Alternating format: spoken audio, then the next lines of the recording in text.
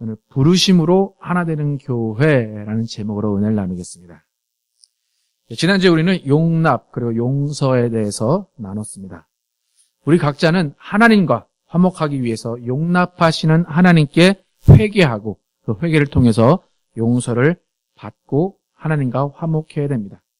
그리고 그렇게 하나님과 화목된 각 개인이 교회로 모여서 하나님과 함께 화목한 것을 사람들과 함께 나눔으로 인해서 교회가 서로 용납하고 서로 용서하고 서로 화목한 관계를 이루어 가야 됩니다. 그래서 교회와 우리 개인이 화목해야 된다라는 것을 지난주에 함께 나눴습니다. 그래서 오늘은 지난주에 이어서 그 화목이라는 관점에서 함께 살펴볼 텐데 오늘은 하나라는 말에 하나라는 단어에 집중해서 한번 교회에 대해 살펴보겠습니다. 그러면 하나라는 말은 순수한 한글입니다. 하나, 둘, 셋, 넷 할 때 첫 번째 나오는 것이 하나이죠. 그래서 기독교인들만큼 이 하나라는 말을 많이 쓰는 사람도 없을 것 같아요. 우리가 믿는 신을 뭐라고 부르죠? 하나님 부릅니다. 그 하나가 우리가 하나, 둘, 셋, 넷 할 때 하나예요. 유일, 첫 번째라는 거죠. 그래서 이스라엘이 엘로힘이라고 불렀던 그 복수의 하나님을 모세의 가르침에 의해서 야훼라고 부르기 시작한 것처럼 우리도 그 야훼와 동일한 분을 우리말로 하나님이라고 부릅니다. 기독교가 한국에 처음에 들어왔을 때 기독교가 처음에 한국에 없었기 때문에 사람들이 하나님이란 단어를 몰랐겠죠. 그래서 이제 미국 사람들이 들어왔거나 다른 외국의 서양 사람들이 들어왔을 때 하나님을 God이라고 불렀겠죠. God. 아니면 뭐 독일 사람이 왔다면 Gott라고 불렀겠죠. 또 중국 사람들은 천주라는 말을 함자로 써서 하나님을 불렀을 거예요. 그래서 이제 처음에 초창기에는 중국어 그대로 천주라는 말을 많이 사용했대요. 그래서 이제 지금 천주교가 하나님을 뭐라고 부를까요? 이 하느님. 그게 천주를 그대로 받아들여서 하느님이라고 부른 거예요. 근데 우리 기독교는 하느님이 아니라 하나님이라고 부르죠. 근데 그게 뭐냐면 한국어 이제 한글 성경을 편찬하려고 하는데 캐나다 선교사 제임스 게일이라는 사람이 있는데 그 사람이 이제 어떻게 하나님을 표현할까, 신을 어떻게 표현할까 하다가 이미 한국 사람들이 이미 조선 사람들이 쓰고 있었던 단어 중에 하나라는 말이 유일하다 아니면 정말 크다라는 말을 의미하는 것을 알고 있었어요. 그래서 그러면 하나라는 말, 유일하다는 말과 주인을 나타내는 님, 그래서 하나님 이렇게 붙여서 신을 부르면 딱 맞겠다라고 생각을 했대요. 그래서 게일 선교사가 이제 조사한 바에 따르면 우리나라 사람들은 이제 하나님이라는 개념, 기독교의 하나님이 없을 때에 이미 신을 믿고 있었는데 그 토착 신앙의 개념에서 한 분이라는 개념을 갖고 있었대요. 우리가 믿는 신은 한 분이야 라는 개념을 갖고 있었대요. 그래서 하나라는 그 말이 유일신인 우리 하나님, 그 하나님을 빗대서 설명을 하면 잘 이해가 되겠구나 그래가지고 천주, 하느님이 아니라 유일하신 분, 하나라는 하나님을 사용하자라고 그렇게 주장을 했대요. 그래서 이제 다른 선교사들은 뭐 그냥 천주로 그냥 하자, 하느님을 하자 그랬는데 이 게일이라는 사람이 그렇게 세게 주장을 해서 하나님이라는 말이 우리가 성경에 쓰고 지금도 부르게 됐다라는 거예요. 그래서 이스라엘은 야훼라고 부르는 신을 우리는 하나님이라는 단어를 사용해서 부르고 있습니다. 그러니까 우리의 하나님은 말 그대로 유일하신 분이에요. 세상에 많은 신들이 있지만 참신은 유일하신 우리 하나님뿐입니다. 그래서 그는 스스로 계신 분이고 그는 창조주가 되시고 그는 홀로 영광 가운데 계신 분이십니다. 그래서 우리는 계속해서 하나님을 부를 때 그 하나라는 말의 의미를 잘 알고 사용해야 돼요.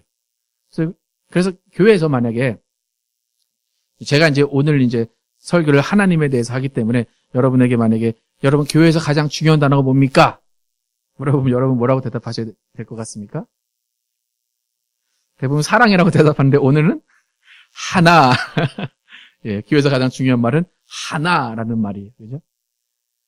여러분 하나님은 사랑이십니다. 그런데 사랑이 하나님은 아니에요. 그죠? 예. 그러니까 사랑보다 하나님이 먼저라는 거예요. 그러니까 하나이신 분, 유일하신 그 하나님의 존재 자체가 먼저라는 거예요.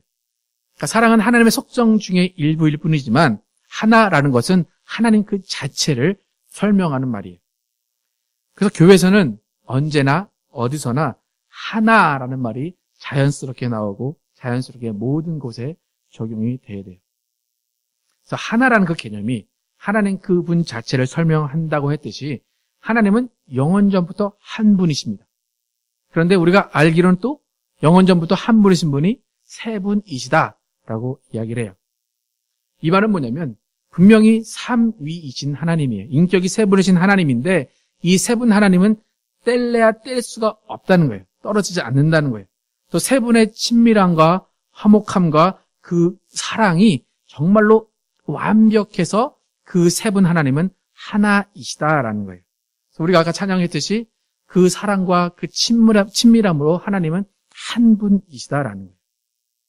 그러니까 한 분이신 분이 세 분이신 척 하는 것도 아니고 세 분이신데 서로 일렬로 서서 안 보이도록 그냥 뒤에 숨어 계신 분이 아니라 진짜로 세 분이시지만 진짜로 하나이신 분이 우리의 하나님이십니다. 그래서 하나님은 뜻이 하나시고 목표가 하나시고 마음이 하나시고 사랑이 하나시기 때문에 삼위가 온전하게 하나시다라고 말할 수가 있어요. 그래서 우리가 삼위일체이신 그 하나님을 믿고 있다면 우리 안에도 하나라는 속성이 자리 잡고 있어야 돼요. 예수 믿는 사람, 하나님의 사람은 하나의 훈련이 잘 돼야지 됩니다. 믿음이 하나고 하나님도 하나예요. 그래서 우리가 그분으로 하나에 되고 그분으로 한 몸이 이루어져야 된다는 거예요. 그러니까 우리는 한 몸이 될 수 없고 한 마음이 될 수 없지만 하나님 덕분에 하나님 때문에 우리는 하나가 될 수 있다는 거예요. 오늘 본문 4절에서 6절을 함께 읽어보도록 하겠습니다. 4절부터 6절 함께 읽어보도록 하겠습니다. 시작.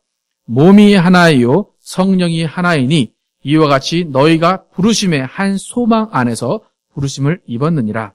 주도 하나이요 믿음도 하나이요 세례도 하나이요 하나님도 하나이시니 곧 만유의 아버지시라. 만유 위에 계시고 만유를 통일하시고 만유 가운데 계시도다. 몸도 하나이고 성령도 하나이고 주도 하나이고 믿음도 하나이고 심내도 하나이고 하나님도 하나다라고 이야기해요. 이것이 가능한 이유가 뭡니까? 하나님이 한 분이시기 때문이에요.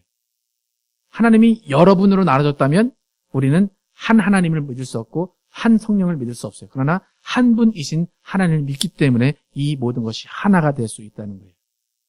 그러니까 이 모든 것을 하나님 안에 담아 놓으셨다라는 것입니다. 6절 다시 보면 하나님은 만유 위에 계시고 만유를 통일하셨다 그러죠.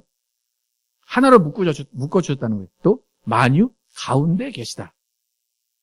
우리는 우리 능력으로 되는 것이 아니라 하나님이 만유 가운데 우리 가운데 함께 계셔서 우리는 하나가 될 수 있다는 거예요. 만약에 우리가 하나 되지 못한다라는 것은 뭡니까? 그 사이에 하나님이 계셔야 되는 그곳에 이간질하는 뭔가 다른 존재, 마귀 아니면 우리의 생각이 끼어 있다라는 거예요. 그래서 우리가 하나 되지 못하고 이간질하는 마귀에게 속아서 교회가 분열된다는 것은 하나 되신 하나님을 우리 마음에 간직하지 못하고 하나님이 그 안에서 주인으로 자리 잡지 못하고 계시다라는 거예요. 그러니까 만유 가운데 계셔야 하실 분이 다른 곳에 계신 그것처럼 우리가 생활하게 되면 우리는 이간하는 분열되는 그런 모습을 보일 수밖에 없습니다. 그래서 교회가 하나 되지 못한다 것은 뭐냐면 마음이 합하지 못했다 그런 것보다 그 마음 가운데 각자의 마음 가운데 하나님이 자리 잡지 못하고 계신다라는 거예요. 그 마음을 다른 존재에게 빼앗겼다라는 거예요. 그래서 결국 마음이 하나 되지 못했다. 그것은 각 사람들 가운데 하나님을 향한 마음이 달라진다라는 거예요. 우리는 하나님을 믿고 그분의 속성 가운데 있고 우리가 정말 하나님을 따르는 사람들이라면 우리는 반드시 하나됨을 이뤄야 됩니다. 가정에서도 하나됨을 이뤄야 되고 직장에서도 하나됨을 이뤄야 되고 교회에서도 하나됨을 이뤄야 됩니다. 그래서 하나되는 것이 하나라는 것이 어떻게 이루어지고 어떠한 모습으로 하나가 되는 것인가 오늘 본문에서 잘 알려주고 있어요. 그러니까 하나라는 것이 동일하게 똑같이 쌍둥이 같이 그렇게 똑같이 생겨라, 똑같은 행동을 해라, 똑같은 말을 하라 그런 것이 아니라 정말 다양한 모습이고 다양한 생각이고 다양한 마음이지만 그 마음을 하나로 모아라 라는 거예요. 오늘 본문 1절 한번 같이 읽어보겠습니다. 본문 1절 읽어보겠습니다. 시작.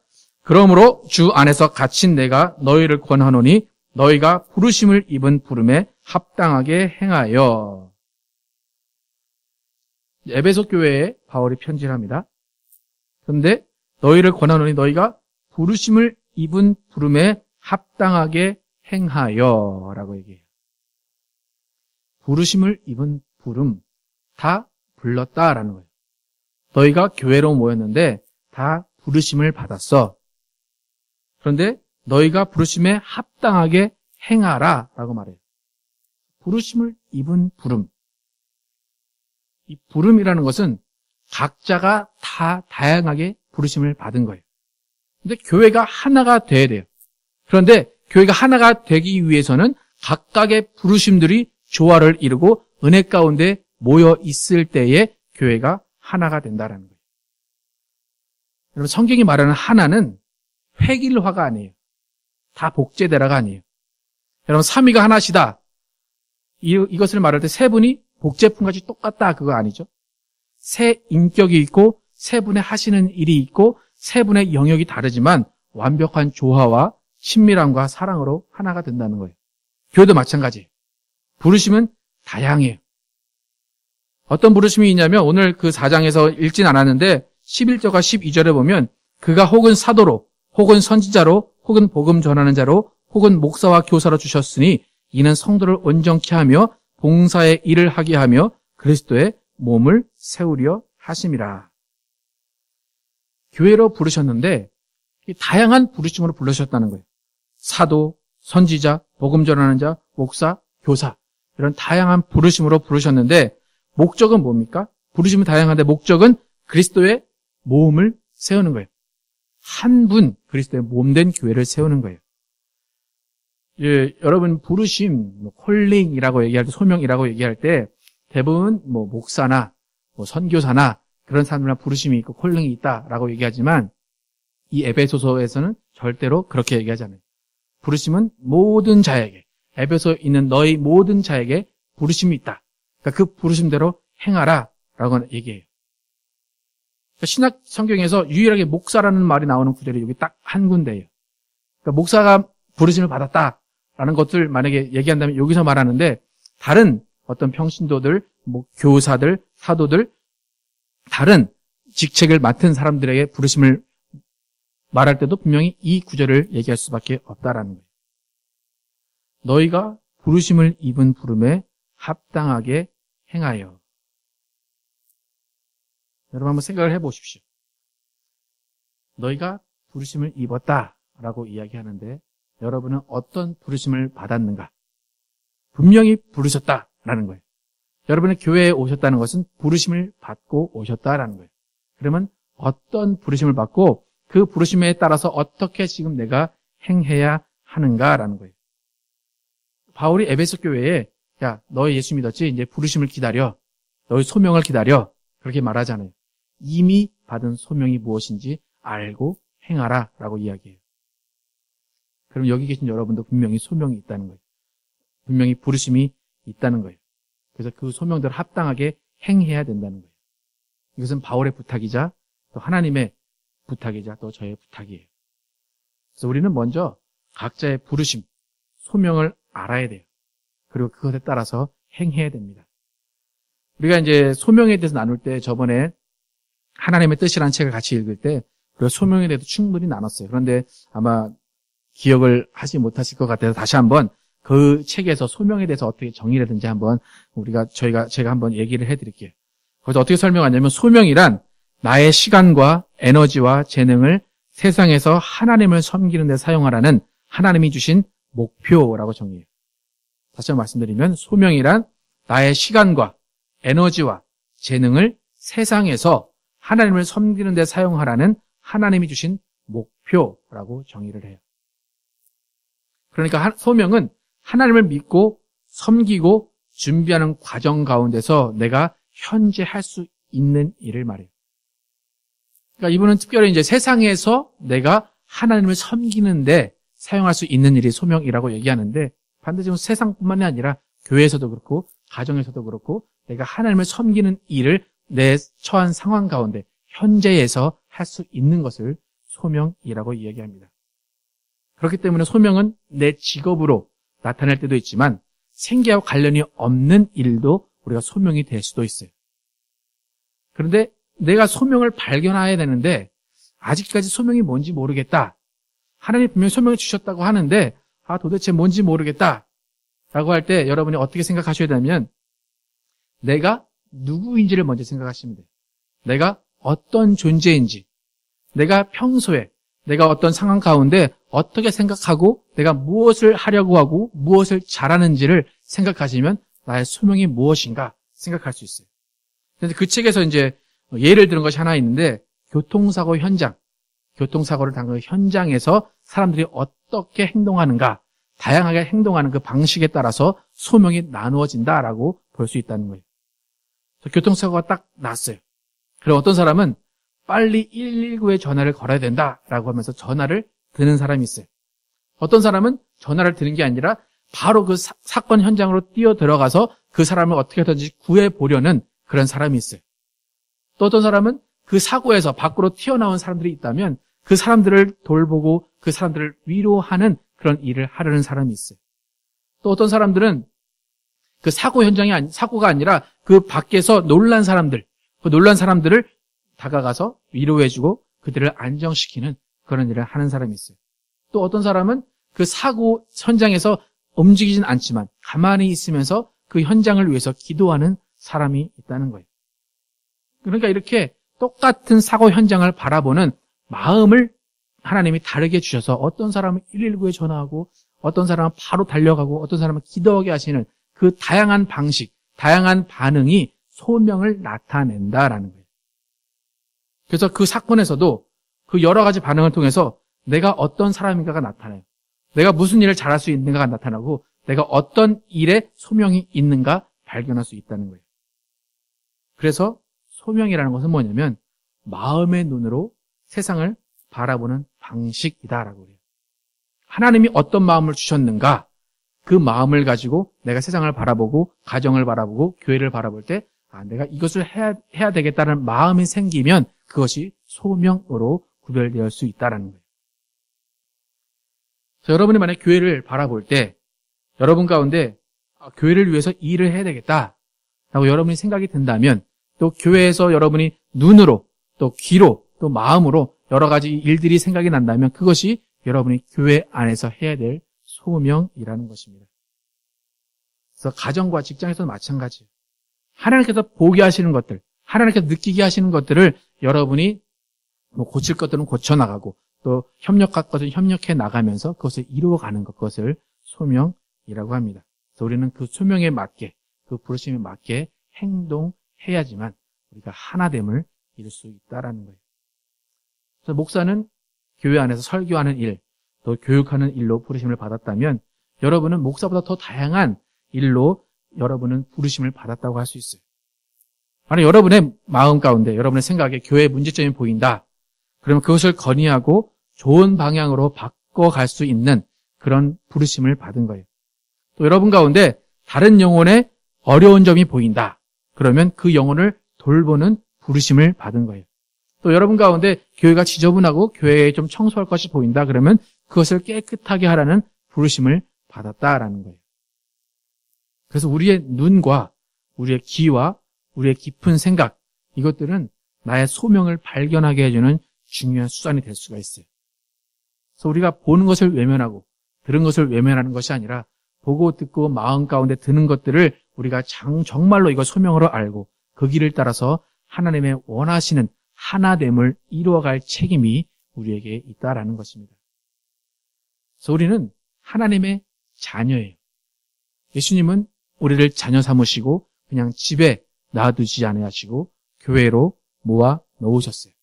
그렇다면 개인의 여유, 개인의 행복, 개인의 재미, 개인의 편안함, 개인의 화려함, 개인의 평범함, 개인의 안정, 이러한 단어들이 우리 가운데 있지만 이것들이 우리의 인생을 이끌어서는 안 된다라는 거예요.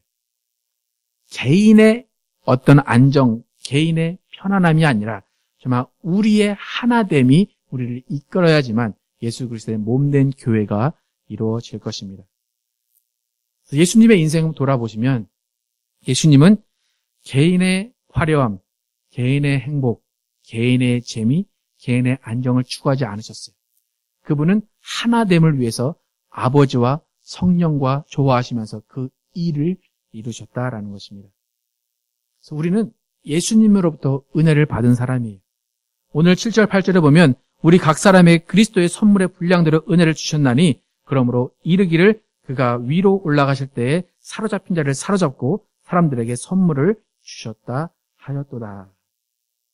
분량대로 은혜를 주셨다라는 것은 뭐냐면 정도의 차이가 난다라는 것도 있지만 각자에 맞게 은혜를 주셨다라는 거예요. 만약에 여러분이 예수님이 우리에게 주신 은혜가 그냥 나만의 여유, 행복, 그냥 편안함, 재미 그런 거라고 생각한다면 그것은 교회 안에서 하나됨을 이룰 수 없고 그것은 여러분의 소명이 아니다라는 거예요. 우리가 소명을 보는 눈이 있어야 되고 소명을 알고 행하는 행함이 있어야 되는데 그 소명은 나만을 위한 것이 아니라 하나됨을 위한 것이 소명이라는 것입니다. 여러분 이미 소명을 가지고 있다. 인정하십니까, 여러분? 이제 무엇인지 조금 아시겠습니까? 기억을 더듬어 보세요. 내가 교회를 생각할 때 뭘 해야 되겠다라는 생각이 한 번이라도 났다면 그게 소명입니다. 그것으로 교회는 하나 될 수 있습니다. 가정 가운데도 마찬가지예요. 내가 무엇을 해야 되겠다. 대부분 분명하지만 더 내 마음 가운데 무슨 마음이 든다라고 하면 그것이 여러분이 이루어야 할 소명이고 그것으로 가정과 직장과 세상과 교회는 하나가 될 수 있습니다. 그렇기 때문에 절대로 세상 사람들과 우리의 생활 방식은 절대로 같을 수가 없어요. 세상의 생활 방식은 나만의 뭐뭐예요. 나만의 유익, 나만의 부. 그런데 하나님의 주신 소명은 나만의 것이 아니라 소명은 하나 되게 하시는 것이다라는 거예요. 그렇기 때문에 때로는 남들이 타협할 때 나는 타협하지 않아야 될 때도 있어요. 때로는 남들이 나서려고 할 때 나는 뒤로 물러서야 할 때도 있어요. 중요한 것은 나의 마음으로 보는 일에 하나님이 주신 마음이라고 인정하고 그것을 행동으로 옮기느냐라는 거예요. 그래서 그 결과로 하나님과 화목하고 우리 모두가 화목하는 그 하나됨을 이루어가는가라는 거예요. 하나 되는 일이 절대로 쉬운 일이 아닙니다. 그렇기 때문에 견디고 힘써야 됩니다. 오늘 2절과 3절에서 그 하나됨에 대해서 자세히 이야기를 합니다. 함께 한번 읽어보겠습니다. 시작. 모든 겸손과 온유로 하고 오래 참음으로 사랑 가운데서 서로 용납하고 평안에 매는 줄로 성령이 하나 되게 하신 것을 힘써 지키라. 하나 되기 위해서 겸손하고 온유하고 오래 참고 사랑하고 용납하고 평안에 매는 줄로 성령 안에 있어야지만 하나가 된다라는 거예요. 이건 절대로 쉬운 일이 아닙니다. 여러분 각자의 다양한 부르심이 있습니다. 여러분이 그 부르심을 잘 깨달으시고 그 부르심에 순종하셔서 성령의 인도하심을 받으실 때에 교회는 평안에 매는 줄로 하나가 될 것입니다. 그래서 우리는 함께 하나된 교회를 위해서 또 하나된 가정과 하나된 세상을 위해서 우리의 부르심을 바로 깨닫고 그 부르심에 순종하시는 여러분과 제가 되기를 예수 이름으로 축원합니다.